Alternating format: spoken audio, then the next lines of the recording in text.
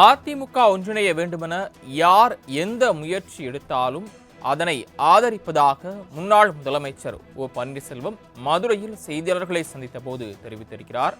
கூடுதல் விவரங்களை செய்தியாளர் மதிவாணன் வழங்க கேட்கலாம். மதிவாணன், மதுரையில் செய்தியாளர்களை சந்தித்த முன்னாள் முதலமைச்சர் ஓ பன்னீர்செல்வம் என்னவெல்லாம் தெரிவித்திருக்கிறார், விவரங்கள்? முன்னாள் முதலமைச்சராக இருந்த ஓ பன்னீர்செல்வம் சென்னை செல்வதற்காக மதுரை விமான நிலையம் வந்தடைந்தார். அப்பொழுது வந்திருந்த பொழுது செய்தியாளர்களை நாம் பல்வேறு கேள்விகளை அவரிடம் முன்வைத்தோம்.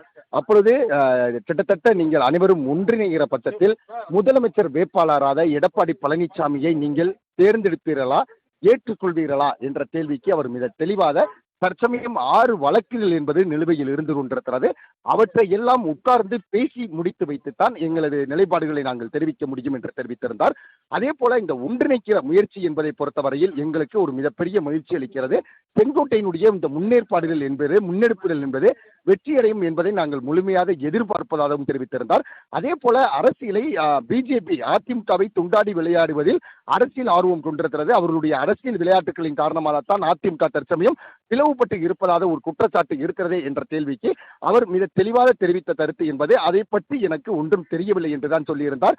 உறுதிப்பட அது எனக்கு தெரியாது என்று சொல்லியிருக்கிறார். அப்படி இல்லை என்று சொல்வதை அவர் மறுத்திருக்கிறார். அதே போல டிடிவி தினகரனை பொறுத்தவரையில் எடப்பாடி பழனிசாமி முதலமைச்சராக வேட்பாளராக இல்லை என்று சொன்னால் மீண்டும் நாங்கள் பாஜக கூட்டணியில் சேருவோம் என்று சொல்லியுள்ளார்கள். உங்களுடைய பதில் என்ன என்றதற்கு அது அவருடைய கருத்து, என்னுடைய கருத்து என்பது பொறுத்திருந்துதான் பார்க்க வேண்டும். சில முடிவுகளை உடனடியாக எடுக்க முடியாது என்று தெரிவித்திருந்தார்.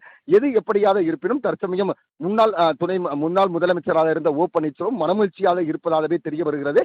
கூடிய விரைவில் அதிமுக ஒன்றிணையும் என்பதில் எனக்கு எந்தவித மாற்று கருத்தும் இல்லை என்ற வாதங்களை முன்வைத்து தற்சமயம் சென்னை நோக்கி பயணித்திருக்கிறார். தாங்கள் வழங்கிய தகவல்களுக்கு நன்றி மதிவாணன்.